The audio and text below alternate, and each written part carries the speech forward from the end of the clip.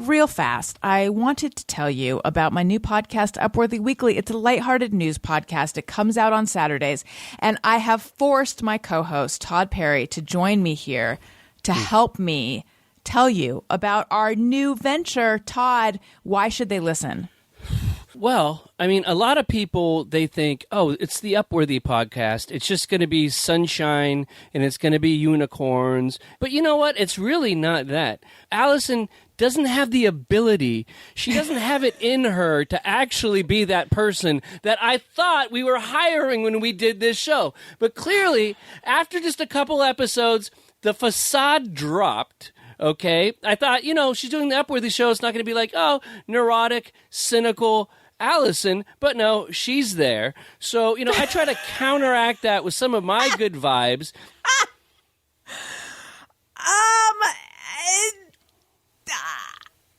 I would argue that if one person is coming off as a little bit cynical and unhinged right now, it's not me. It comes out every Saturday, wherever you get podcasts. Bye. Alison Rosen is your new best friend. Alison, with her the good times never end. Alison Rosen, doing the wavy pencil dance again. Alison's your new best friend. Hey everyone, hi, hello. It is me, Alison Rosen. I am in my studio. I'm yelling a little bit because that's how excited I am to be talking to you and to be hosting this episode of Alison Rosen's Your New Best Friend. I'm sitting here with Daniel Quantz. Hello, honey. Hello, everybody. You might be thinking, where do they get this kind of energy, this dynamic? Are we on drugs or something? This dynamic, charismatic, infectious. What are more words like that? I mean, magnetic, attractive, and contagious, really, energy. And we're faking it. But speak for yourself, honey. We gave ourselves a little pep talk before the show started because we got our boosters yesterday. Mm-hmm. It's been one hell of a week. Everyone's sick. You're sick. You're sick. I'm better. Yeah, but I'm a lot better. You went for a run and your lungs felt tight or something. Yeah, that's more just the effect of the booster, I think. Okay. Well, we're boosted. Our arms are sore. I feel like I've been lifting weights, but it's really just lifting my heavy arm. You get all the soreness and none of the gain. All the pain and none of the gain. That's right. But no pain, no gain. So it's like I have gain. But anyway, Daniel, don't take this the wrong way, but your energy felt bad. What? I felt moments ago, but you've turned it around. You mean while we were doing the video stuff? Yeah. I felt you had some bad energy. And so then I said, all right, that's good energy, good pre-show energy. So we waved our arms around and we did some silly smiles. I never have bad energy. And now, don't listen spread lies. Now we're like a couple of camp counselors. We're so at a Christian retreat. That's how positive we are. Yes, but not like that guy. Did you guys see this motherfucking clip? So Phil DeFranco's wife posted that she had just seen this clip of this pastor who commented that he saw this. I just have to say something upsetting and then we'll steer the ship away from upsetting. Saw this boy with nail polish on. The pastor was talking about seeing a boy with nail polish on. Didn't I say that? I think it was a little confusing, but go ahead. Okay. Thank you. And it made him want to break the kid's fingers. And I heard this and I was like so upset by it. During a sermon. Yeah. But then Daniel posted it. And I was like, oh, this is the clip. And the guy is yelling about it at the top of his lungs. And somehow, I don't know if it's because I'd already heard about it, but somehow seeing it and seeing the guy yelling at the top of his lungs about it made it less upsetting than if someone had said it in cold blood, I think. If someone had just said it in a matter-of-fact way, I don't know why. If they'd said it in a matter-of-fact way, it would be more chilling than seeing this like lunatic yelling about it. I think because seeing him yelling about it expressed his rage, and it's clear that he's not actually... Please understand, I'm not forgiving it at all. Your eyes got so wide. Not actually what? I'm not forgiving it at all. I don't think he's actually going to break someone's fingers. No. I think it was an expression. He was talking about how he felt. It's super upsetting and crazy. Yeah, well, the problem I have with it isn't that I think this guy is actually going to go out and actually break anybody's fingers. But I think what he's doing is he's saying, hey, it's okay to feel this way about a normal boy wearing nail polish, so therefore it's okay to feel even more violent towards someone who's gay or trans or whatever. Like the permission that it gives his congregation to go out and feel violent thoughts about the LGBT communities is kind of like where I go with it. Not to mention just like, dude, you're that threatened by something like that. It's just such a weirdly rigid sense of gender that it makes me wonder about, of course, like where's all that energy coming from, like why are you so worked up about it? Yeah, no, it's and threatened. I'm making a very stupid I'm making a stupid point. I think I'm saying I was a 10 on the scale of upset and disturbed, and then I saw him yelling about it, and it brought it down to a 9.8. Who cares? It's all like people need to get their... Your comment was good. It was, Christians, are you okay? And then did you see on Twitter... Do you follow John Pav? I think his name is John Pavlovitz. He's like actually... I've heard the name. I tend to agree with him, and I like him, and he's... I don't know if he's a priest or a pastor or former pastor. He's a Christian, but he's like he's on the side of things that we would believe in, and he like calls Christians out a lot. But he and Richard Marx, who I also tend to believe in, tend to agree with, like got into it. I believe in him though. I believe in him. I believe in him. Yeah, I have since the 80s. They got into it, yeah. And then there was someone who's like, you guys need to calm down. Like you actually agree with each other on a lot of things. It was just I know it's upsetting. That's one thing I hate about Twitter is how much it amplifies what do they call it? Internecine squabbles and warfare. It's like, ugh. You know what though? This is not a podcast about Twitter. It might not even be a podcast. No, but before we move on, I just want to say, everybody, please vote if you're listening on Monday or Tuesday. Please, please. Okay, that's all the political stuff. Do you want to say pretty please? Oh, pretty please. Oh, let's let me know you voted. Oh, God, please, especially if you're in Arizona or Georgia or Pennsylvania. Okay, go ahead. Let's recall Newsom. No, let's recall. Who knew you were on that side of it? Let's recall the way you would beg for something when you were a kid, because it was pretty please with it. Pretty please, pretty please with a cherry on top. And it was also like, I'll be your best friend. It was cross my heart, hope to die. What else was there? Please. I just remember please, pretty please with a cherry on top. What else was there? I can't remember pleases, but did you guys say this one if you were like trying to fake insult someone? You would be like, your mama wears combat boots. We didn't do your mama. We didn't do your mama in any other way, but your mama wears combat boots. What does that mean? I don't know. Maybe it was like an anti-gay thing or something. Like she's butch. I don't know. But that was one that occurred to me the other day. Like, that was sort of silly. Your mom wears combat boots. I mean, especially because it sounds kind of badass. Like your mom's a bat. Like now, right? I'd be like, but I mean, not an insult at all. We grew up in the time of Doc Martens, so I don't really see where the insult is there. They were a weird time. All you millennials, you don't know. My mom had shoulder pads that came in a can. Did yours? Probably. There were a lot of shoulder pads. Do you remember shoulder pads in a can? Yeah, vaguely. You would put them on under your bra. Like you would put the shoulder pad on your shoulder and then you would anchor it down with the bra strap. And then what would you do with the can? Just leave it in your closet for when the shoulder pads need to come home. It wouldn't become a fascinator on the top of your head? Oh, I wish. It's weird. Shoulder pads don't need to come in a can. I think that was I'm going to Google it. Remember when stockings came in an egg? Yes, legs. L''EGGS. Legs, I get it. Yeah, I'm going to look up shoulder pads in a can. Shoulder pads in a can. Shoulder pads Canadian tie. Oh, here we go.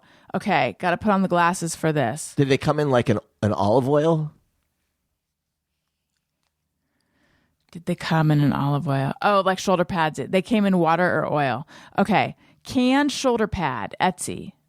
Check out our Stay Put, the non-slip shoulder pad. Stay Put, I remember that. You do? Yeah. Okay. This podcast is called Remember the 80s? Silhouette shapes, the image of fashion. God, Oh boy. And it's like a picture of like a nagel, kind of. Vintage 80s can of shoulder pads, silhouette shapes. It's interesting when I think back at what society decided female sexiness was, and it was very masculine. Well, because it was like women are back in the workforce. Yeah, it was like squared shoulders and Cindy Crawford athletic bodies, and everything was just like very intense. Yes. Weird time. Yes, although I saw on Instagram that heroin there's like this, I think the New York Post did a thing saying like, sorry, Kardashians, heroin chic is coming back. And then there's these women who are like, please, I don't know, it didn't actually say sorry, Kardashians, or maybe it's like, put down the French fries, heroin chic. I'm making up the first part of it. It just said heroin chic is coming back. And then there's these women who are like, please, God, no. Like, but where? I always want to know, what do they mean? Do they mean in Vogue, or do they mean like what people are finding attractive? Because I don't think that changes. I don't think. Right. I know. I think they mean in fashion. And then there's people like Jamila Jamil who are saying, body types are not a style. Don't do this to women. No, that's a fashion world thing. And the fashion world is so fucking run toxic. By men. Yeah. It's run by men. It's run by men. Yes, but it's run by the Devil Wears Prada. I don't.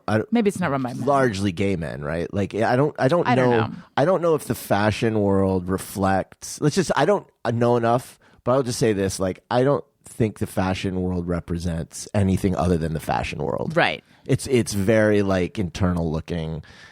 Like everything has to change every season, and it's just like I don't know that means much other than like oh, okay, we'll see more models that look like this in next year's magazines or something, Right. Here, let's listen to a legs commercial that would feature He's got legs and it shows. From our heads to our toes, our legs pantyhose make us feel great each step we take. And it shows in our smile and length in our style. We get it shaped our legs and it shows. Nothing beats a great pair of legs. It's inspiring. Nothing beats a great pair of legs. Ooh, okay, there's one more quick one. Here's Dad goes shopping for Jif peanut butter. Hey, it's a jungle out there. I know. Did you get everything I asked for? Right down to the fresh baked muffins. Great. What's that? Jif, I figured you're so choosy about everything else that you... I already have a big name peanut butter. Hey, I grew up on Jif. Sounds so It's peanuttier. Oh, come on. Do me a favor. Smell yours. Oh, come on. It's okay. Now, Jif. Hey, it's like fresh peanuts. Right. Taste yours. Fine. Now, Where'd you get Jif. this at the farmer's market? Wow. It tastes more like fresh peanuts. We haven't. Oh my God, even So though you natural. can't do anything around the house, you actually found better peanut butter. Jif. New What's peanut this? butter. Hey, am I a hero or what? You know, Gary, I'm going to send you shopping more often. Thanks. For more fresh roasted fucked peanut up. taste, choosy no. moms choose Jif. Up. Homeboy. What year? It's a jungle out Oops, there. what year do you think that's from? Did you get everything I... 85. 91. It does sound very of the era, though. It's funny. And I love how like authentic the acting is. This is before everything got super knowing, you know? Yeah. Like that was just a scene with actors doing, hey, I just got you something that you might like. You know what I've noticed, and I've wondered about it? If you watch like old Dating Game or something, Yeah. or even an old interview on like an old talk show, I feel like they're talking so quietly. Why now if you watch someone on any late night show, they're talking at like a pretty normal volume. Oh, that's interesting. Whereas if you watch someone on like Dick Cavett, like they're talking like this, like they're really... Were the microphones different then?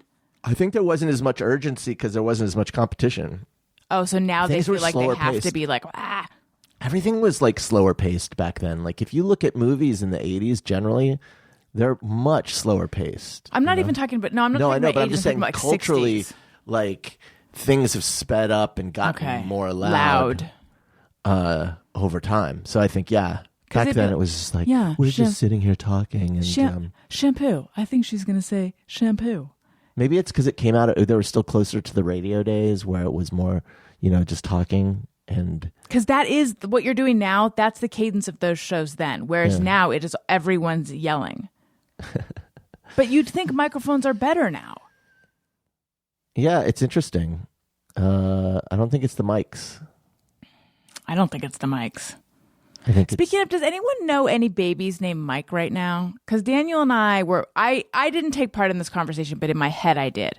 We both know a buttload of Mikes and Michaels. That was way too the many name Mikes. of our day. I've known Michaels, too many Mikes. Leah's, Jennifer's, Heather's, Michelle's. Yes. I don't think there's any of those nowadays. Right, like But it's due for a resurgence. no Stephanies, no Stephanies. Jennifers, Nope. no Mike. But they're going to come back. But Maybe. everyone was named Mike. So much so that if someone's named Mike, they have to go by their last name. Well, it's always Mike, then the last letter. Oh, we just called them by their last name.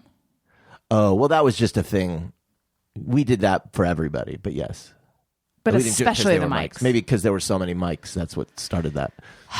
Do you have to disagree with me? Mm-hmm. Let's get into your bad energy before. Why? Just want to know, what was it about? Well, I was tired. You wanted to test the video cameras. And for me, that becomes a very stressful proposition. I wasn't mad or anything. Is it because you went to film school? No, it's because, not at all. It's because I know that this is not a small project. Like, it means like, you have to get a video capture card to work on your computer, and it doesn't quite work. I got to get the software set up, and it's not working. And then you want to talk about the angles and the this, and then the lighting, and it's just like, we were going to record a show, so I felt like, how much do you want to nail down tonight? Because if you want to nail all this down tonight, we're not going to be recording till 9:00. Because this is just too big a project. So I was like stressing a little about how much, and then also feeling generally like I don't really know how to answer the questions because I don't know exactly how you want it set up. And so it just feels like a bit of I don't know I don't know what we're doing right now. Sometimes I wish you'd open up and tell me. Just kidding, because you told me. Okay, but was the vibe you were getting from me that you couldn't have told me that stuff? That I was I just pushing wanted to do all of it? Because I feel because I feel like you could have said that. I feel like I was pretty open to let's just see what we can do. Yeah, I was pretty open to I was trying to go. down. I was trying to go with whatever you wanted to go with, but it was like causing some stress. That's all. Yes. I mean, I wasn't mad or anything. It was just like I was like, okay. No, but you had a real edge. I felt you had an edginess that I couldn't understand. Honey, that's my brand. An edginess that I always don't gotta- understand. Yeah. That's why I'm famous. Who told you that? Lots of people are talking about it. Do you know that I remember the first time you were edgy? No. You didn't know that? No. The first edge? No. Okay. We were driving back from Comic-Con. Mm-hmm. And you had like your Sunday edginess. Oh, because I had to work the next day. I guess. And I was just like, what is up? And I remember you saying like, you're trying to square my mood. And I was just like, yes. You commented on that. I mean, back in the days when I would commute to work, Sundays would always get stressful if like I was coming home late or something, because it's just like, oh fuck, I got a whole week ahead of me. Yeah. But I think you tend to take my stress to be like anger or something, where I'm not angry or anything. It's just I grew up in a house where no one ever said anything directly, and no one ever said what they meant. And your task as a person in the house was to decipher it. And it was just like everything was coded, everything was subtext. Your survival relied on being able to read the room, read signals, pick things up. So I feel like as an adult who's been in therapy forever, like I am trying to unlearn that, but I think it's like a dog who has really strong training and hears someone whispering, sit,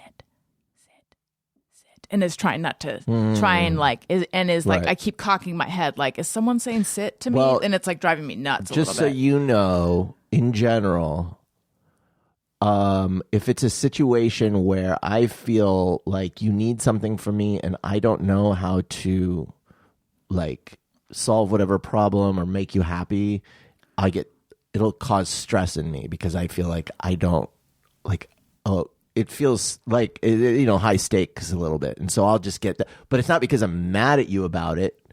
I'm not mad that you are needing something and I don't know how to answer a question or solve it or whatever. It's more just like, I feel like, oh no, like it's like stressful for me. So, but I think it would help me if instead of, don't worry guys, we're going to return to the show in a moment. I think it would help me if instead of wearing that stress on your face and your tone of voice and stuff, draw it on my butt cheek.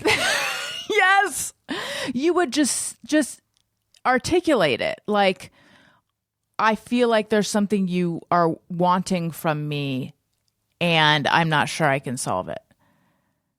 Because then I could say to you like, no, there's not, or whatever, Okay. Like that would help me immensely. Think of it as a gift to me. Okay. Because all I know is you're unhappy with me right now, and I'm not sure what pressure I'm putting on. I'm not sure, like, you're reacting as if I'm putting pressure on you, but I don't think I am, so I don't know what's happening right now, and it's making me feel uneasy. Okay. Does that make sense? Mm-hmm. Because I felt like, but I think I'm being pretty chill about this whole thing. It was like a pretty relaxed exploration of the video cameras. Mm-hmm. Okay, guys, I'm sorry. Thank you for letting us do that. I know that was uncomfortable for all parties. No, it's fine. It's just I don't love doing therapy on the air. No, I don't think anyone does. That's what I'm saying. I don't know that they loved hearing that either. So I would like to apologize to everyone. I had a realization. This is not about therapy. It's just a funny realization. Mm-hmm. So Todd is doing a podcast, and he asked if I could. He needs like someone to do a reenactment of a couple lines, like a little bit of acting, and he needs someone to do these lines, and the character is a smart person who sounds dumb. And he thought of me. And, I haven't been feeling well recently, and they're due this weekend. And I was thinking like, I just don't feel like acting. I don't feel like digging deep and like finding motivation. And you go acting. you go full method Go full usually, so method. you've got to live in the character Yeah, for a day. I'm gonna have to. It's very I'm disruptive. gonna have to go find their family, talk to them, Yeah. move out. And especially, I was talking to you about feeling like I really did myself a disservice by not getting formal acting training. Yeah. And, You did the world a disservice. right. Apologies, world. But anyway, then I had this epiphany, which was, I don't think I need to act. Right, because he's casting you. He wants someone who's a smart person who sounds dumb. The genius might be in the casting. That might be my thing. Right? Listen, I feel like that's a very popular, archetype. You could probably get a lot of work that way, just being you. I think that is I think that's like, I don't think you get what I'm saying. I don't think there's a lot of acting required from yours truly. That's like when David Huntsberger was doing his like sketches, and he had us do one, and he sent us the script ahead of time, and I read it, and I was like, oh, okay, and so then we started doing it, and I was doing kind of a character because I loved the choices you made. For real though. No, I did. I really did. I was doing it the way in my head it was funny and it needed to be read, and he had written it with what he thinks of me, just like not acting, like just my on-air sort of persona, which is like in his words, I think like kind of a grouch, A curmudgeon, I think. curmudgeon, which like I couldn't do because I don't really know Had to be yourself. Well, yeah, because I'm not like sure what is in his mind that I am, and I couldn't nail that, and I kept wanting to do it the way I wanted to do it, and I just felt like I just fucked it all up. Yeah, he just wanted curmudgeonly old EQ. Let's take a call. This one is from last week. Oh. Hello, this is Megan from Newton, Massachusetts. I'm calling to let Daniel know that here in Newton, a lovely suburb of Boston, we have a Blue Bottle, George Howell, which is an artisanal roaster, and no fewer than 4 Starbucks. And we have great schools and parks, so put it on your list of places to consider. Again, that's Megan from Newton, Massachusetts. I love you. Megan. The Megan sandwich. I love it. First of all, fake news. I know for a fact that the only All we have coffee is Dunkin'. is Dunkin's. One of my favorite things to do is to give people from Boston and people from Phoenix a hard time. I don't know why. It is probably because I know why. In the case of Boston, it's because every person who comes to Los Angeles from Boston seems to hate Los Angeles and won't shut up about Boston. And so that makes me want to shit on Boston. But the truth is, I have been to Boston and I don't actually feel the way that I pretend to feel.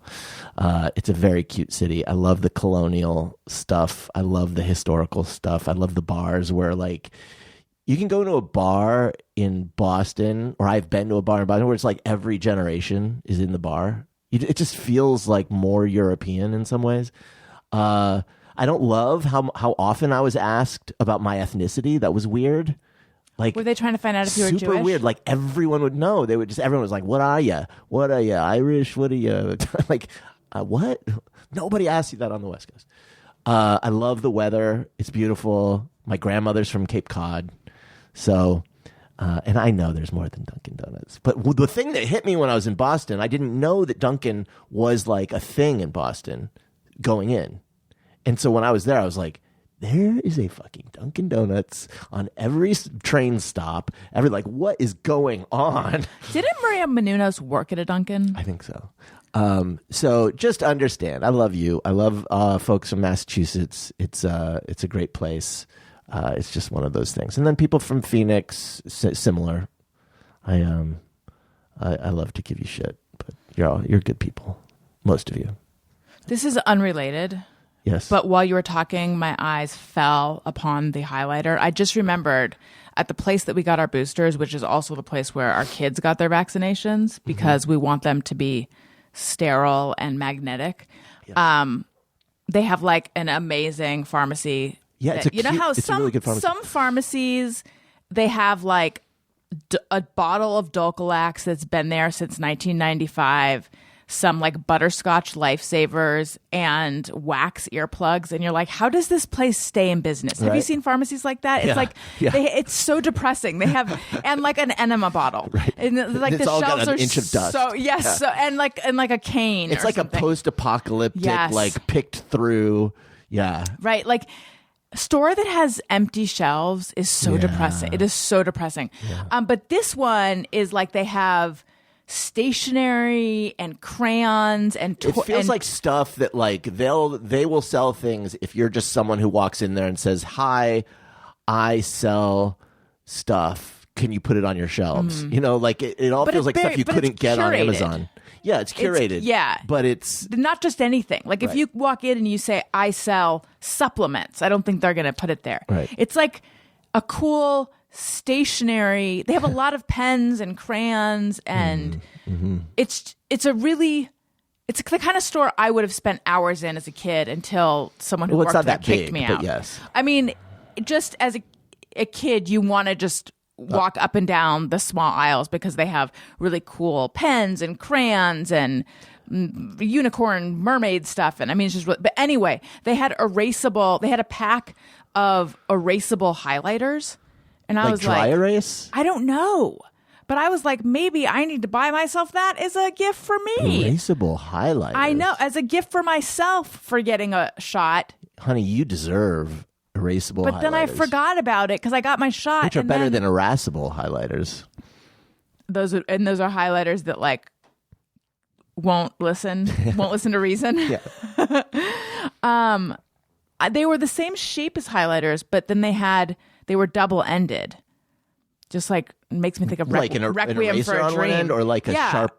No, like an ink on one side, and I don't know. The big breakthrough. I mean, the mind boggles. The big, huge breakthrough in highlighter technology, of course, was 10 years ago or something, when they invented the ones that have the clear. Oh yes, tip. so you can see where you're highlighting. So you can see exactly. You can see ahead. But this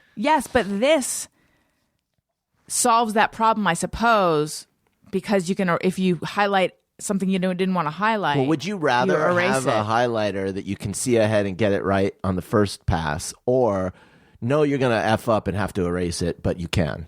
Why not both?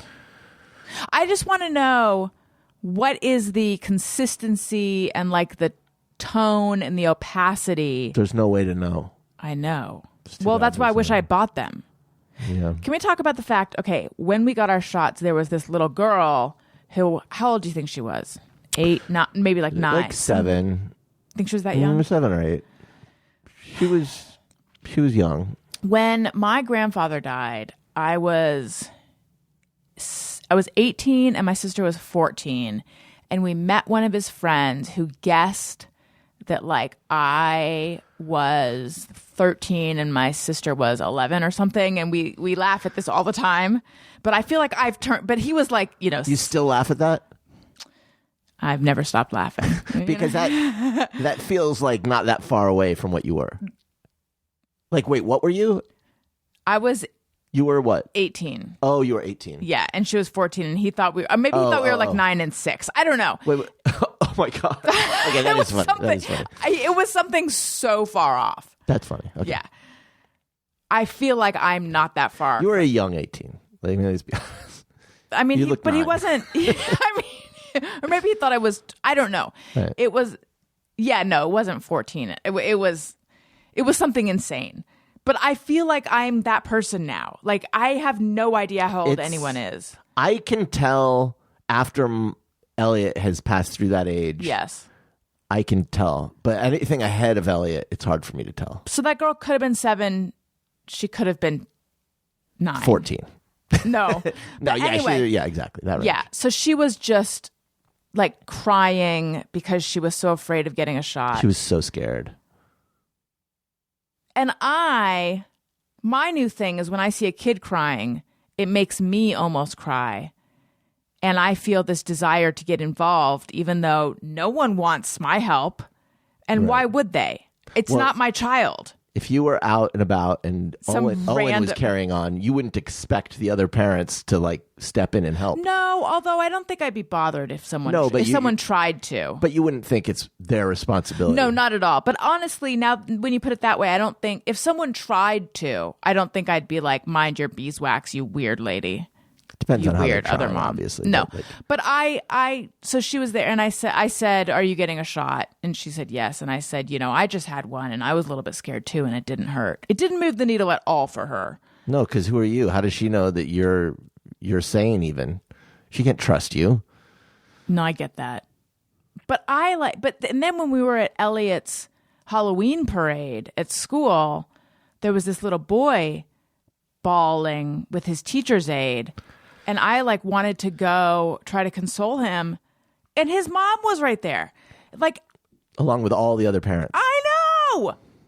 Yeah. I wasn't actually tempted. I'm just saying it's like it called forth some deep mom thing in me. I just think after you have kids, something changes in your neurochemistry. And you become conditioned to have a particular response to a kid crying. Yeah. And it honestly, even for me, But honestly, you know what it was? I always had that level of empathy before, but now it feels more physical than it used to. well, it feels like you need to do something. Yeah. That's what I'm talking about. And so even for me, when we left the parking lot, she could still hear her crying because they were outside and the mom was trying to console her. I had shot blockers, which are these discs that have these little pokey things on them, and they're supposed to block the nerve sensors. Do they work? I don't know because they're for kids. I've never used one. But they weren't they were used or they were out of the packaging, but I was so tempted to go to the mom and be like, I have these shot blockers, you could put alcohol on them, maybe they would work, but I felt that'd be so weird, and plus I'm giving her potentially used shot blockers, but they maybe... don't puncture the skin. I know. Oh, so you think I should have? Well, you could have. I felt I'm not it'd saying be- you should have. But, I was so tempted. well, just finish, Microscopically they might, but finish my thought from Yes. before. So when we were leaving, I felt there's this feeling of abandoning Yes. a child, which is, I think, it's oh my God, I can't just leave this child. I'm not used to leaving a child who's crying because it's always my child. So I just think that's because we're just conditioned. yes. But I just I think it's totally normal. I was just telling myself this is her mom. Her mom has certainly talked her through. mom was tons dealing of- with it. Yeah, She was and her mom was also seemed nice. Her mom wasn't I think the thing that would have been so upsetting for me would have been, but for me, let's talk about my emotions in this situation. Would have been if someone was you're getting the shot no matter what, and held the kid down or something. Oh my God. That would be traumatic. Well, in some universe that happens. Of course, that happens all the time. But yeah. Yeah. But no, they seemed compassionate. Yeah, you know what I like to say is spare the rod, spoil the child. I've heard you say that so many I times. say that all the time. Yeah, that's why we have a house full of rods. Yeah. Rod Sterling Yeah. Rod Rod. Schneider. from Jaws. Rod. And from All That Jazz. Rod Stewart. Stewart. Rod. A-Rod. A-Rod. Are there any other Rods? Wasn't there a wrestler, Rodney Dangerfield? Dangerfield, the wrestler, famous wrestler? Anyway, yeah. No, we're going to name more Rods. Roddy Piper. Yes. Is that who you were thinking of? Uh-huh. Rodney Bingenheimer on The Rock. Yeah. Man, if we were on a trivia show and we had to name Rods, I feel like we've landed on the big podcast ones. gold right here. naming rods. I'm surprised. Name that rod. Name that rod. This could be like your. You might be a redneck. Like that could be like books of just you naming rods that are on the bookshelf at the cash register at Barnes and Noble. Rodney King. I got that one from Google. Rod Pickott, singer-songwriter. Rodney Smith. Who's that? I don't know. I'm sure there's Rodney Smith out there. There's really not a lot of rods. Okay, this didn't work. I did rod asterisk, which I feel like used to be a thing. I need to learn how to do all the codes and searches. One thing I don't know how to do? Codes and searches? Is if I want to search for something where it's 2 words, and I only want things that have those 2 words. I don't want things that have the one word or the other word. I want both words. Yeah. There's like a way to do that, and I've forgotten, and every time I try a different way, it never works. Famous people named Rod. Okay, Rod Robinson. Of course. Okay, we're going to search famous people named. Most famous person named Rod is not really what I'm looking for. I'm looking for, Rod Serling, Rod Blagojevich, Rod Laver, Rod Carew, Rod Steiger, Rod Argent, Rod McCune, Rod Marsh, look, I already don't know who these, Rod Woodson, Rod Liddell. You go 3 down, and it's just, you run out of rods. Yeah, Rod Frawley, Hot Rod Hundley. Okay, this is... Rod Clements. I don't know who any of these rods are. Right. Man, there's a lot of opportunity if you want to be a rod. Okay, let's listen to another voicemail. So the prompt this week was, what's the most annoying thing your partner does? And that was Daniel's idea. Strange. I wanted to know, have you ever eaten out of the trash? Oh, you didn't do both? I did. Okay. Yeah. But when I suggested that, Daniel wanted to know what's the most annoying thing your partner does. You wonder why. The most annoying thing my partner does is when they finish brushing their teeth, instead of just spitting, they do this like a cowboy spitting into a spittoon. It's very unsettling, even 10 years on. That's gross. I do that though. I feel like I do that. Like, how do you do it? I clear the phlegm. Oh, God. I know, it's gross. But I try to keep the door shut. My new thing. Tell me how you guys feel about this. Daniel, it used to be when I would be getting ready for bed in the bathroom, Daniel would come in and then we'd get ready together. And then I said, you know what? I would like to have some alone time in the bathroom. And so now we take turns. And I prefer it. It's probably better. I mean, yeah.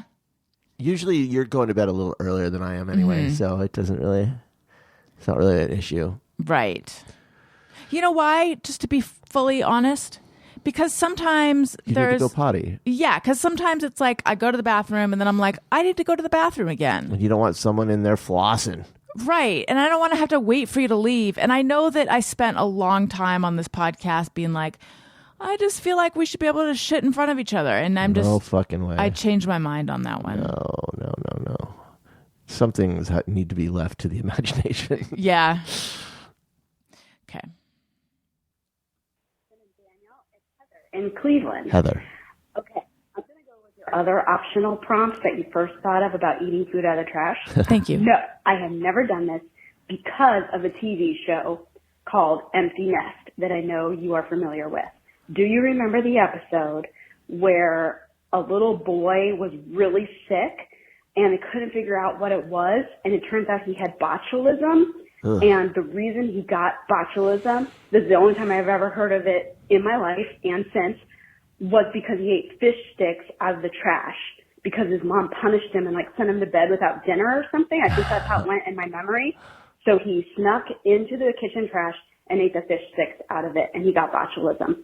So ever since then, when I watched that episode when I was maybe 10 or 11 years old, I have never been brave enough to even eat a peanut butter cup that I've thrown out because I didn't want to tempt myself by having it in the house and go back into the trash and eat it. So Anyway, that's my eating out of the trash story. Again, Heather in Cleveland. Love you guys. Bye. Well, I don't remember that episode, but look at that. It kept her from eating food out of the trash. That's good. I'm trying to see. I don't think I ever watched Empty Nest. Oh, it was so good. Was it? Well, that's my memory of it, but I don't remember real well. You know what I was saying to Daniel last night when we went to dinner? We've now gone to dinner twice in the pandemic. Or crazy. Maybe 3 times. I know. Look at us. I never watched Frasier, but I watched a clip of it yesterday, and it was so funny that it made me go, maybe I need to give this show a shot. It was on the first year that I went to college, and I didn't really watch TV a lot in college, so I think that's why I missed out on it. And then it's like that, Mad About You, these were shows my parents watched, so I had sort of a I don't want to watch. I don't know, they didn't think of them as shows I watched. They were shows my parents watched. So other than Seinfeld, any show, and I also didn't watch Seinfeld when it came out. Any show between 92 and I don't know that I watched any network show after 92. Honestly, My friends and I made time for Friends. You were obsessed with Friends. I wasn't obsessed, but I liked it. Okay. A little obsessed. I liked it, and then later Sex and the City I liked, but yeah, I think HBO got me back into TV. But any show between then, I haven't watched any of. Right. Yeah. Actually, no, I take that back. When I'm on an airplane, they'll sometimes show King of Queens. Or one of those, and so I'll see occasionally an episode of that with no sound on. Everybody Loves Raymond. Our friend Phil Rosenthal did that show. Which they're great shows, but I don't know, the sitcom. It just feels like a waste of time to me generally. Whenever I'm watching a sitcom, I'm just there's so many other things I could be doing right now. Even Facts of something great like Facts of Life. But Facts of Life was great when I was a kid. Yeah. I don't know that if Facts of Life was airing now, that I would have the patience for it. Hush your mouth and bite your tongue. Daniel, you know what we need to do? Tell me. I can't wait to find out. We need to get life insurance. We do, actually. That's what I'm saying. We actually, for real, do. And we should just go to Policy Genius and we should just do it. Yeah, we need to do it. We all hope we never need life insurance, but mortgage payments, childcare, and other expenses don't disappear when you're gone. Life insurance through your workplace may not offer enough protection for your family's needs, and it won't follow you if you leave your job. Since life insurance typically gets more expensive as we age, now's the time to buy. Policy Genius gives you a smarter way to find and buy the right coverage for you and your family. Policy Genius was built to modernize the life insurance industry. Their technology makes it easy to compare life insurance quotes from top companies like AIG and Prudential in just a few clicks to find your lowest price. With Policy Genius, you can find life insurance policies that start at just $17 per month for $500 of coverage. And Policy Genius has licensed agents who can help you find options that offer coverage in as little as a week and avoid unnecessary medical exams. They're not incentivized to recommend one insurer over the other, so you can trust their guidance. There are no added fees, and your personal info is private. No wonder they have thousands of 5-star reviews on Google and Trustpilot. Your loved ones deserve a financial safety net. You deserve a smarter way to find and buy it. Head to PolicyGenius.com or click the link in the description to get your free life insurance quotes and see how much you could save. That's PolicyGenius.com. Again, that's PolicyGenius.com. All right. So I have a special thing for you guys that I need to find. So last week was an encore presentation of one of my favorite episodes. But when I went to look for which episode to do as the encore presentation, I encountered a clip that I remembered being very funny. And I replayed it, and I was just in stitches. I thought it was so funny. So I want to replay that. This is from an episode. It was November 18th, 2018, which Owen was born February 20th, 2019. So I was very pregnant. And when Daniel heard part of it, he's like, "Oh, you sound stuffed up." For some reason, I don't know why I was stuffed up throughout the pregnancy. I don't know if that's how all women are when they're pregnant, but I always tended to sound. Were you when you were pregnant with Elliot? I think so. Yeah. I think it's like the hormones just make you sound stuffy. But anyway, it was Everything's just being pushed up in your head. right. It was Chef Jeff, Renee, David Huntsberger, you, and me. And we did Topic Sombrero. And the thing that was pulled out was friend zone. So we were talking about the friend zone, like whether we believe in it or not. Not your Patreon exclusive, the friend zone. Thank you for reminding me. You interview someone, and it's you can subscribe to Patreon. Thank you for reminding me. Yeah. Yes. Tony, get ready to play that Patreon drop. You guys, I'm on Patreon. Patreon.com/Alison Rosen is where you go for all sorts of fun stuff. I was inspired recently by Tim Heidecker, Office Hours. He does like a big blog post. He does. He likes to once a week or so. Yeah. So I did a big blog post today. I like it. Did you read what I wrote? I didn't read today's, but I like it when you write. Yeah. So I was encouraging you. I wrote recently, and then I wrote another big, and I called it Alison's brain dump. That's the tag I put. But I'm Who wouldn't love that? I need to find something more refined. But I just did a big old brain dump. I took a big steaming brain dump today. There's just a lot of crap bouncing around the old braineroo. Clear it out. I just went, there's all my thoughts. So I wrote about... I explained what's going on with the episodes because I had other guests booked, and then there was so I went into some detail on the booking. You get all the skinny on the stuff, on the bookings, on the guests, on the this, on the that, and then some stuff going on with some family stuff, and just it's a real bird's eye, it's a real behind the scenes view of all the shit in my brain. Yeah. Yeah, so I dumped that on the Patreon, and then also you get friend zone episodes. If there's a level where you can text me, I'll text you back. Subscribe for a year, you get 2 months free. What a deal! Yeah. Patreon.com/Alison Rosen. Okay, thank you. But anyway, friend zone was the prompt that came out of. Was it do you believe in the friend zone or something? Or you maybe it's a thing. Perhaps. I don't remember. But anyway, we were talking about it. So anyway, it was very funny. So here is a clip. And I don't exactly know where the end point of the clip is. We'll just figure it out as we go. Let's do it. Okay. There's plenty of guys that I have been friends with. And at the very beginning, I did sort of like them as more than a friend. And then we just settled into friends. And but none of them do I feel like I should have been with them. I should not have been with them. But I think perhaps the friend zone is on the other end of that. That guy is like, I should have been with her. And next thing I know, we're whatever that might be. Right.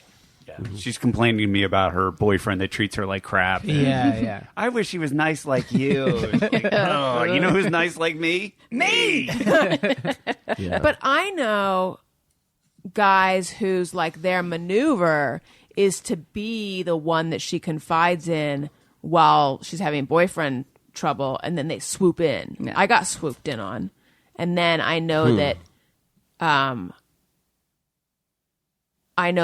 and then we got married. His now wife, I think also it was a similar situation where she was talking to him about her shitty boyfriend, and then now they're together. That's his move. I don't know if he knows it's his move. I think age is also a factor. I think that's a correct assessment. I don't remember if Daniel or David said that, but I feel like this is a pre-college or pre-college thing. Yeah. And after right, that, when you don't just talk about things. Right, and you also understand your game and their game and the signals a lot better. Right. Yes. And also you kind of know what you want. And you learn how to this is too strong a word, but the game of seduction. That sounds so is that what you played with me? Oh, I hate that word. But it's I don't know any other way to put it. You learn. I know it's so cheesy. I am wearing a bathrobe right now. What, Daniel? I know it's it's funny to you that to play a clip where it's like so embarrassing to me. Can I just say, it gets 1,000 times better, but keep going. Yes, go ahead. I'm realizing why I said that now upon listening to it again. I'm not making fun of you. It's fine. It's cringe for me, but get your laughs in, folks. Go ahead. Would you want to say why you said it? I'll wait till the end. Okay. Just picturing you with like a pipe at But 13 years old. All I mean when I say that is like you learn how to flirt and you learn when there's something and when there isn't something. That's all. And so when I was like until a certain age, I had no idea, and so you just like I just liked her, and but there was never anything. But then at a certain point, that never happened again because I always could tell if there was attraction. Do you feel like you flirted with me? What do you mean? I feel like we just got to know each other in like a pretty earnest way. Like I don't feel like there was like flirtation. Right. Did you guys start on this? Are you saying right? Like that's what you think? Well, I didn't flirt with you. If I had flirted with you, you would have run for the hills. You'd know it, baby. No, like I flirted with you. No. have 5 kids by now. The game of seduction is afoot. No, but the way Daniel said right, that was very bathrobe. No, but I mean, I could read the type of person you were. I knew that if I had come on strong with that your would have game, been with your game of seduction. I had a little bit of game. Come on. Well, you know what? Try it out. Is that so hard to believe? Anal? Well, you know what? Try it out. I think you'll like it. I'm not laughing at the notion of you flirting. I'm laughing at your use of the phrase "game of seduction," for lack of a better term. What other? I don't know. Like game how of else seduction. Listen, I'm laughing with you. I'm fully engulfed in self-loathing for having used that phrase. Does not reflect.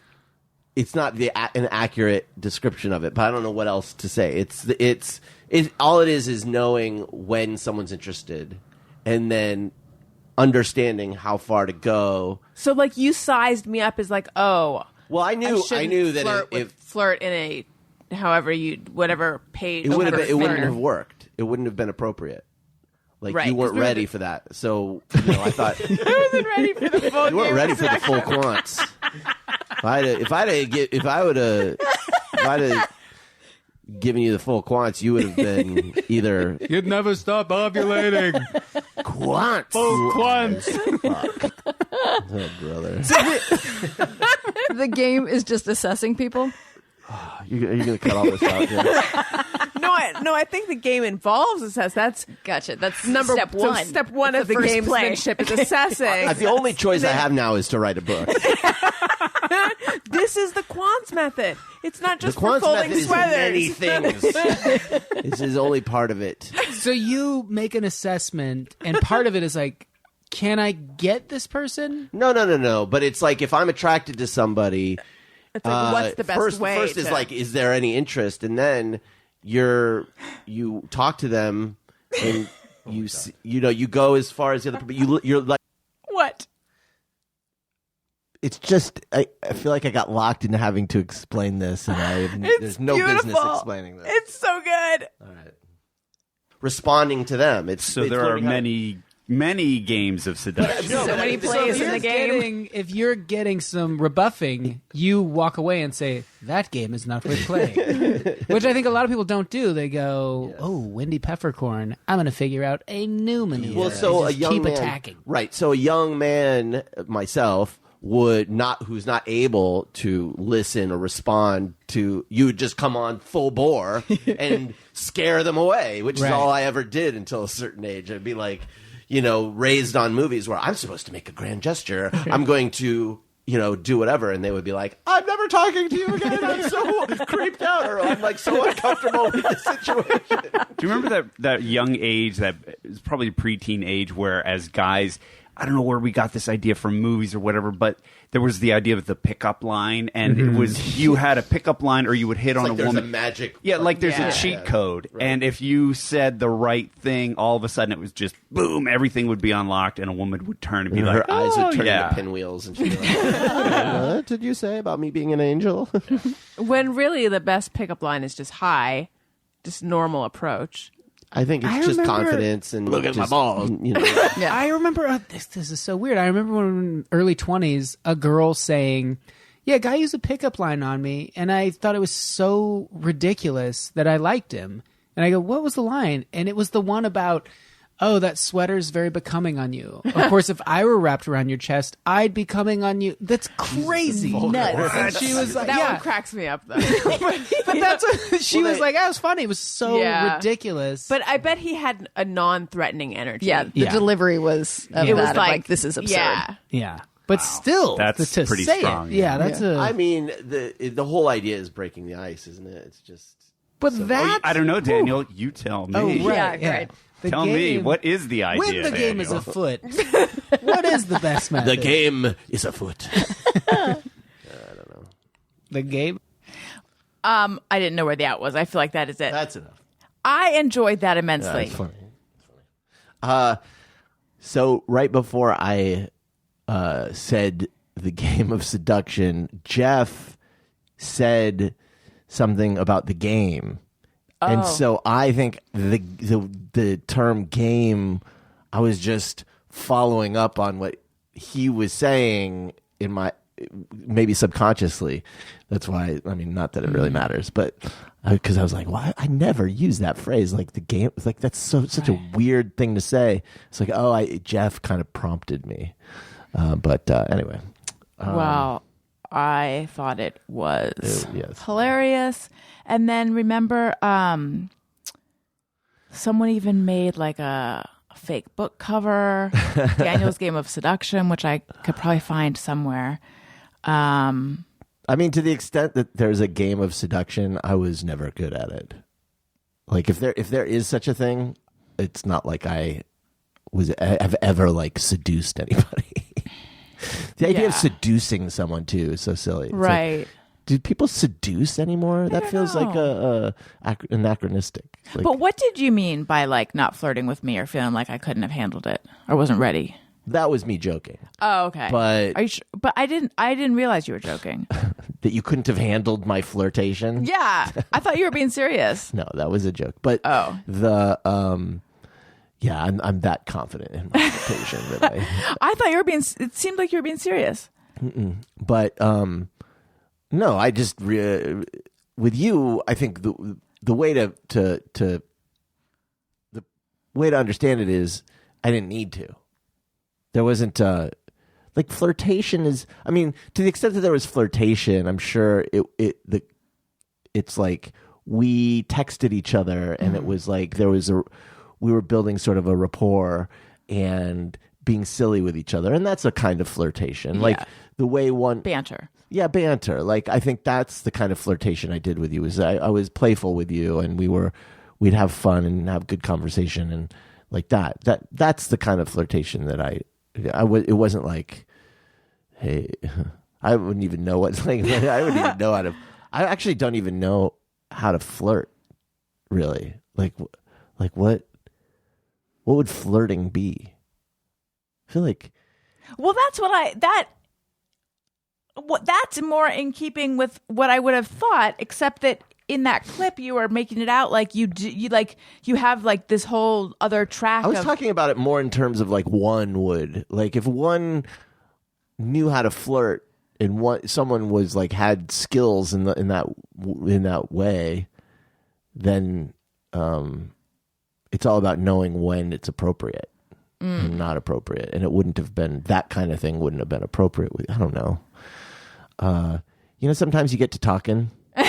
And then you feel like you can't like stop explaining something when you're just making. It's like what do they call that in games? It's like bullshit. No, it's when it's like it's like I forget the term. It's like process generating, where it's like you're moving through an environment and it just generates randomly as you go forward. Oh, I don't know about this. That's kind of how it is. It's like I was like just trying to figure out what I was saying as I was talking. Oh, that's just called podcasting. Kind of. But yeah, in terms of like the real skill for any young men or women or non-binaries out there who are looking for my advice, the number one thing I would say is to learn how to know when somebody likes you and not try to engineer it. You mean not try to force it? Just not try to not try to force it or not try to make someone like you. Yeah. That's the thing. I thought I had to make people like me. And it's like, no. You have to just know the signs when someone likes you. Because if someone likes you, then you don't have to play games. Yeah. Do you know who Elise Myers is? No. She is a very popular TikToker, and she now has a podcast. And there's a sound of hers on TikTok, but I guess people are making reels to it too, that I just saw. And it's like, your job is not to make people love you. Your job is, I wonder if I can find it. Let me see if I can remember it. Your job is not to make people, well, I'm gonna butcher it, but, or should I try to find it? I don't know. Let's see if I can find it. The filibuster. Let me see if I can guess. Your job is not to make people love you. Good. Your job is to be as slick as fuck. Oh yeah, you're right on it. Keep going. Your job is to have the fucking sweetest car. Yes. And really nice shoes. All of this. So good. Your job is to wipe your butt.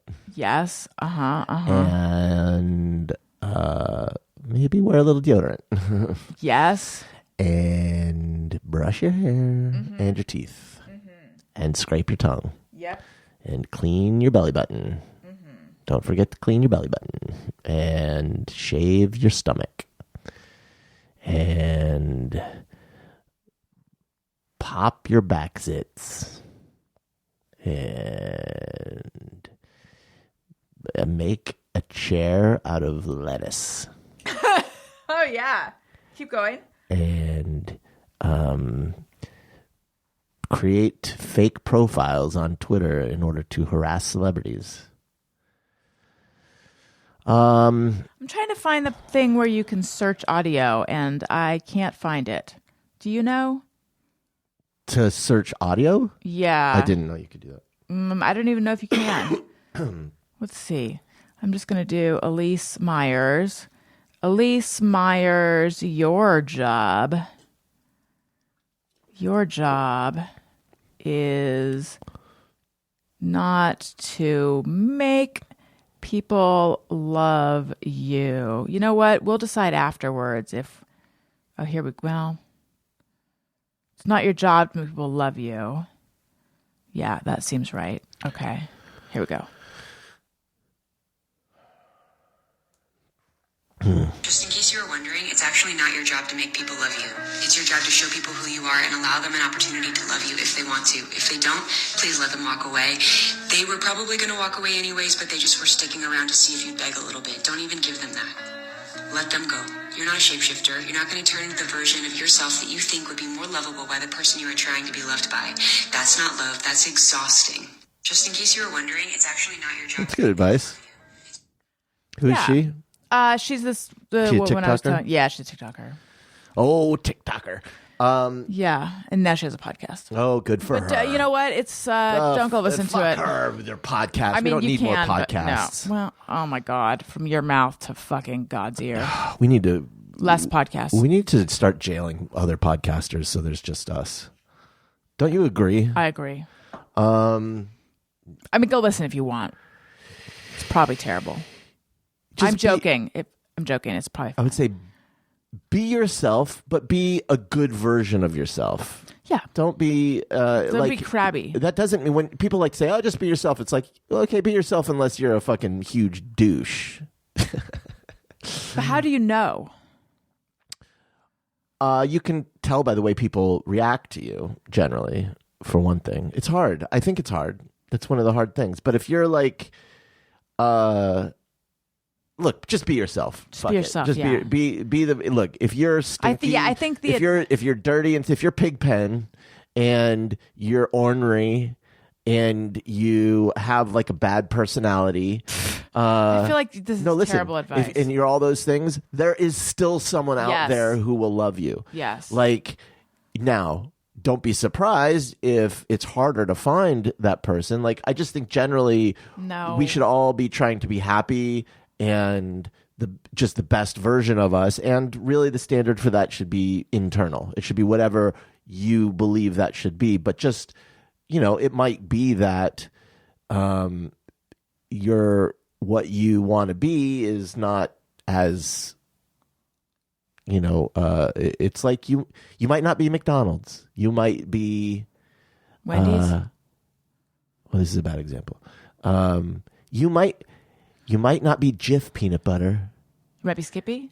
You might be an artisanal almond butter. You know what I mean? Like with not enough sugar in it. Like you might not be everybody's cup of tea. I hope you're not everybody's cup of tea. I'm just saying popularity, hun. Yeah. Like there might not be as many options. If you're somebody who's hyper specific in your interests and things like that, don't try to like sand the edges. Be yourself. It just means that it might be harder to find the compatible person. But in today's world, there's like lots of different options to find those people. And I don't know. It's never worth it to compromise yourself is what I'm saying pretty cliché-ly. Oh, for fuck's sake. I exhaust myself. I'm so sorry to everybody. I was thinking earlier today.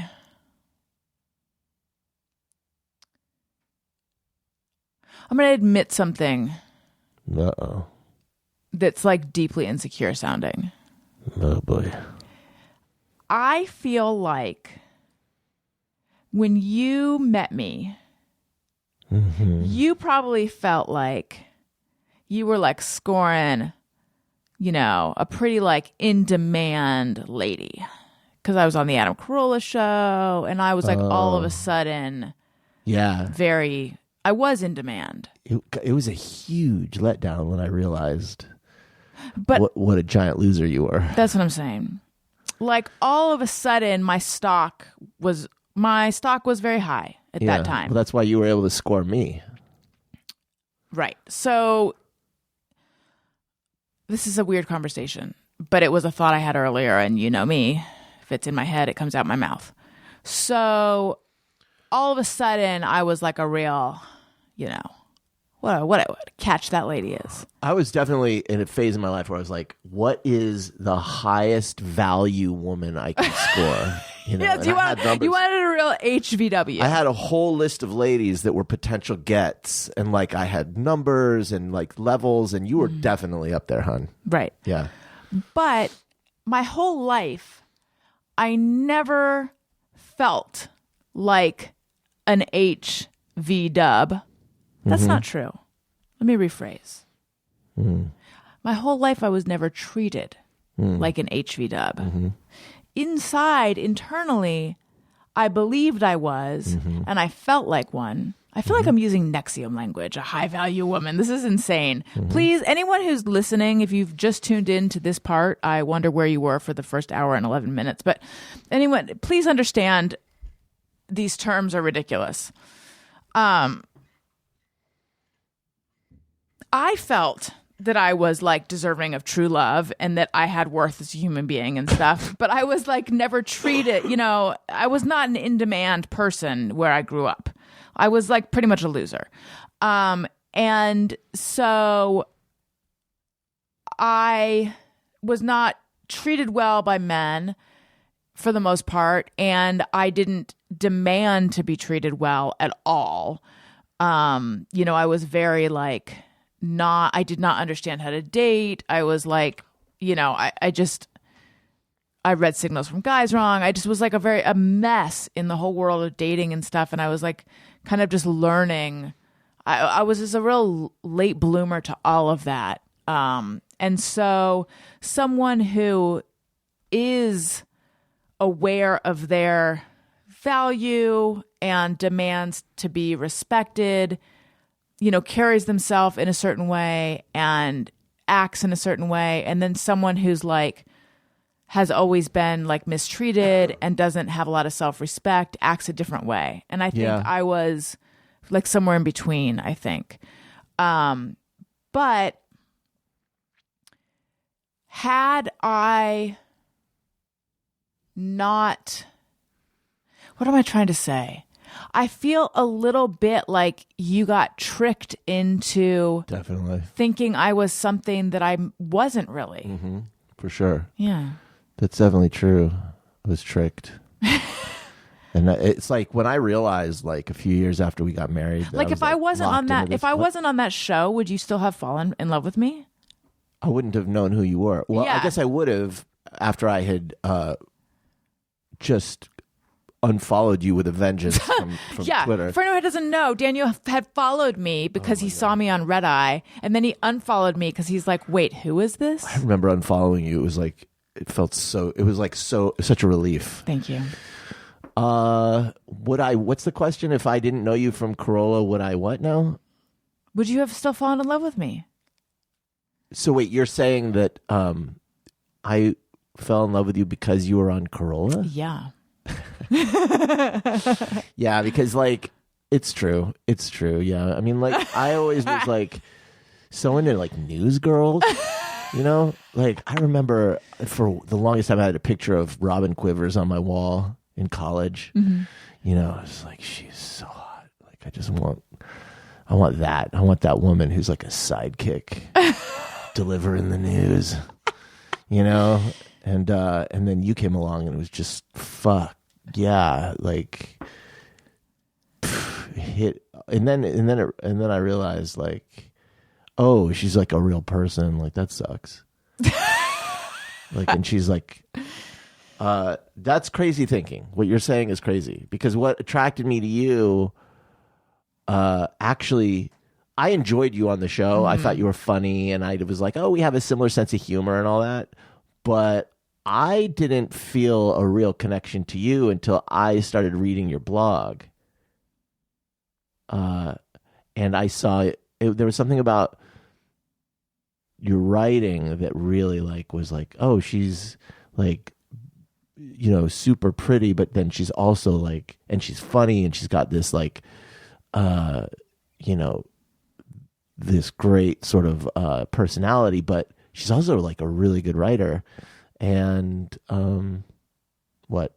I guess I'm just thinking like it's a little bit of like an ugly duckling is the wrong thing. It's like I was never treated like a hot piece of ass until I started like playing the role a tiny bit. But so much of being a hot piece of ass is playing the role. I mean, honestly, it's an act. If people knew, like I was never like I was. That's just like so not. It's not me at all. Except that like, you know, I think occasionally in the band maybe or like in New York on. I guess anytime, you know what it is? Like anytime I was ever treated like that, I felt like I'm like fooling someone. Like you don't understand. This is not who I am. Well, but maybe most women feel that way. Most people feel that way, unless they were like popular in school. I mean, it's like again, it's all like it's all smoke and mirrors. You know, like there are very few people who you see them in real life, and it's like, wow, they're just naturally like a huge piece of ass, like. Or whatever, a like huge piece of ass. I don't know what you know what I mean. Yeah. Like they're whatever the term is. Like they're just like, oh my fucking god. Like most people who are thought of as crazy hot in person look very normal or even weird. Yeah. You wouldn't believe how weird like Angelina Jolie looks in real life, you know, or like they're just. It's all smoke and mirrors. So yeah. But also, what is sexy? What is attractive? Is truly, it's so cliche, but it's like it's truly how a person carries themselves and how they it's their confidence and how they interact. But I have none.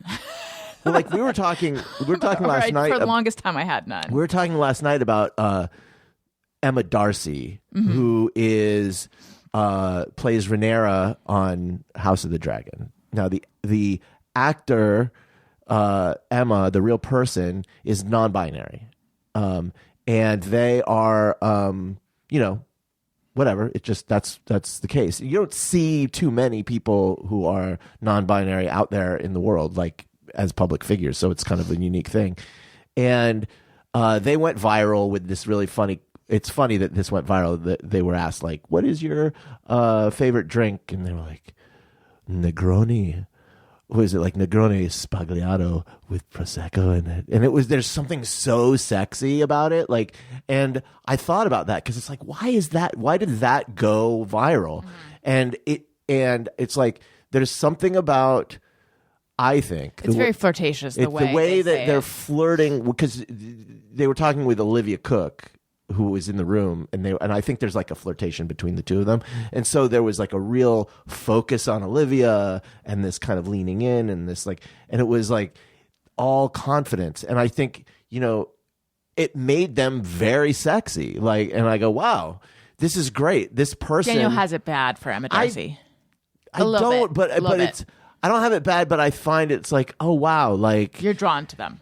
Yeah, what draws you to a person? Yeah. Is so much of it is the way that they carry themselves and the way that they can focus on you, the way that they might not be too eager.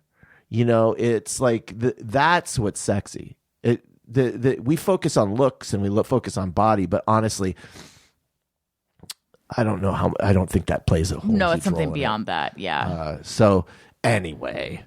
But with you, it was like, no, I totally would have fallen in love with you outside of the Corolla show, because what made me fall in love with you was absolutely you. Like, it was, and honestly, the more real you got, the more I fell in love with you. And I'm not just saying that. Like, I still am. It's really the worst thing that ever happened to me. Thank you. That's very sweet. Thank you. And so, yeah, it's all downhill from there. Shit got very real right away. With us? Mm-hmm. Yeah. But that's what you want, is someone, it's honestly like every couple who gets together, shit should get real fast. Mm-hmm. So you can see, like, is this someone I want to weather the storms with? Yeah. Is this a person that I want, like, by my side? Person who I want to comfort, or who I feel could comfort me? Like, you want to know that. Right. Or are they going to just, like, retreat into themselves and not be there for me, or whatever? Like, it's good to know. We figured that out pretty quick. Right. Yeah.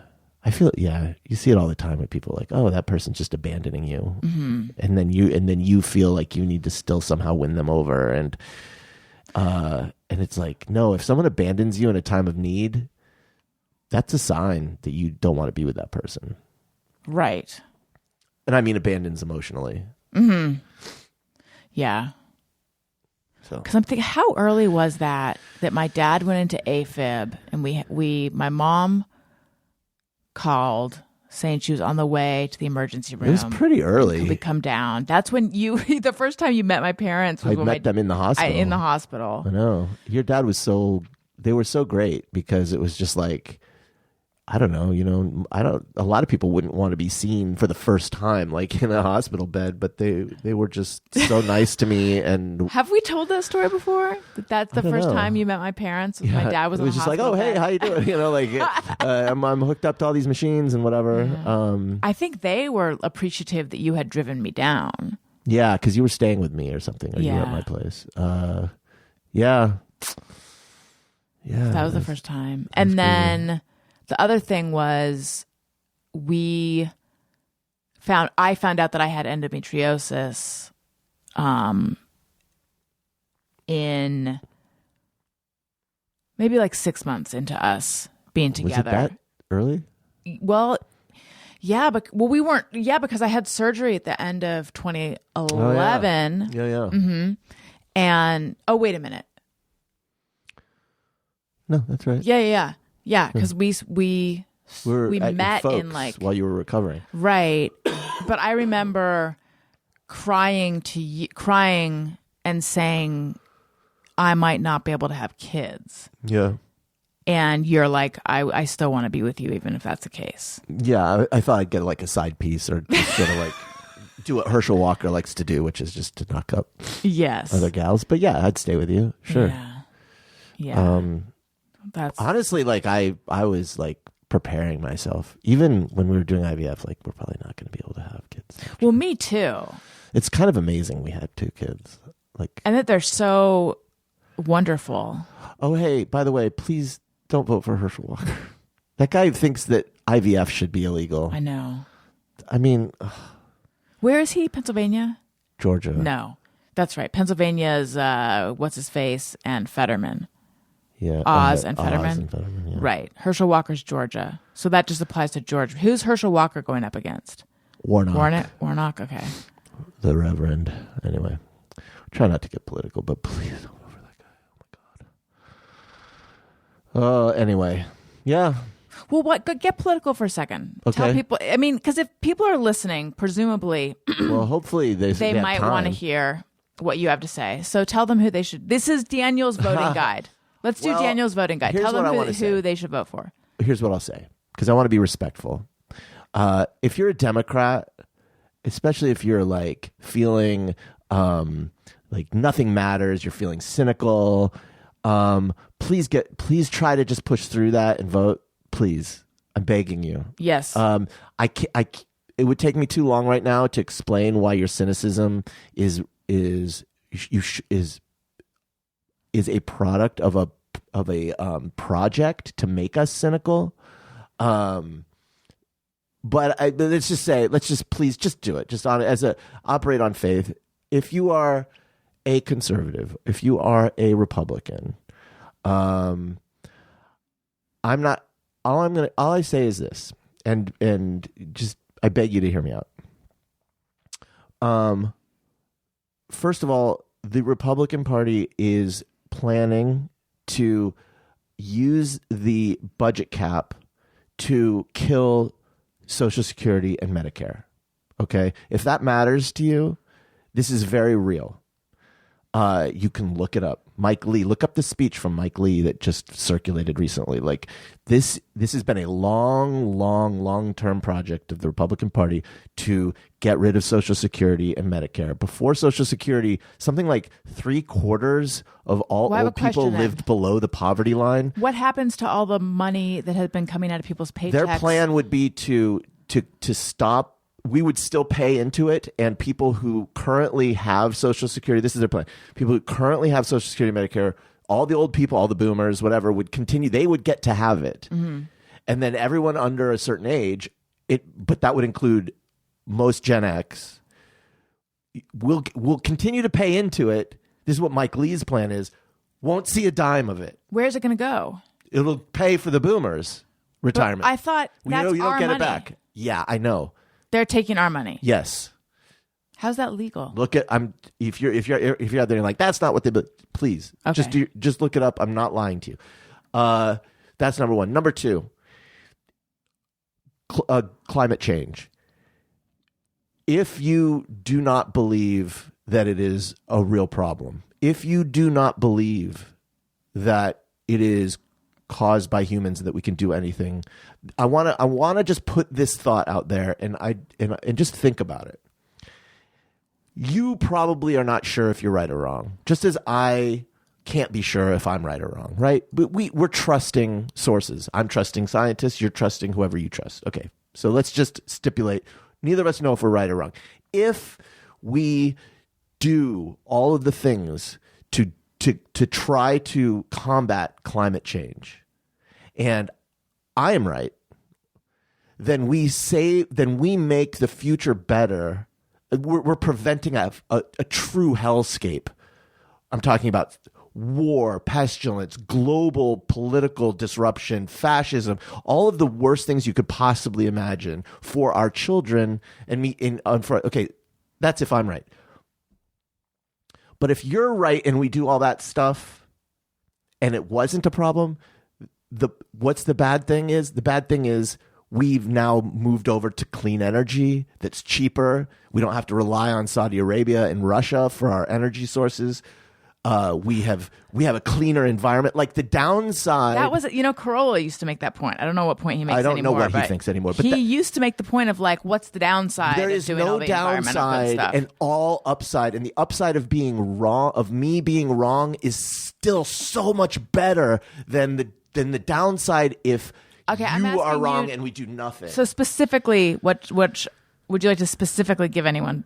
Tell them what to vote for? Well, people, it's all local. So Yeah. it's like, vote for Democrats. I know there are some shitty Democrats. I know there are shitty Democrats, but the shittiest Democrat is better than the best Republican, because the best Republican is no different from the worst Republican. Think of the best Republican you can think of, and they're still lockstep with Marjorie Taylor Greene. So, look, that's my pitch. I love you guys. If you're listening to the show, that means you're a good person. I truly believe that. But I fear for my children's future in this world. And so I don't want them to go to war, Like I don't want... That's all. Vote. Was that the game of seduction? Because I don't feel seduced. I don't know. I feel like it's impossible to change anybody's mind. I know. It's like... everyone's so... It's Well, just you futile. had to take a shot.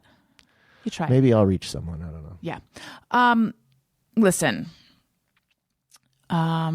This has been a delightful show. I always enjoy doing this. I hope Me people too. enjoy listening. I hope so. I feel we got quite emotionally vulnerable on this one. Only if it was real. Well, I got emotionally vulnerable. I don't know what you did, but I did. I never do. Okay, no, I'm you're way too cool. You're cool. I got pretty emotionally naked. Listen, you guys, you're the best. Thank you for listening. Vote regardless, and I love you. Thank you for Daniel. Thank you for being on the show. My pleasure. I love you too. I love you. Thank you for listening. I love you. You matter. Oh.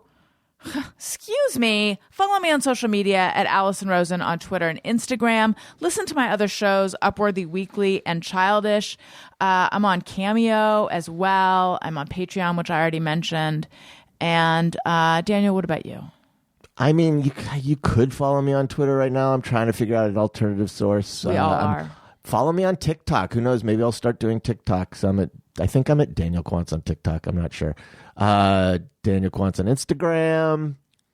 I don't know. You can follow. If everyone finds a good social place to go, Yeah, let me know. Let us know. We're just, where are we going? Let us know. Okay. Thank you for listening. I love you. You matter. Goodbye. Bye. Hey, do you know about the Alison Rosen Show?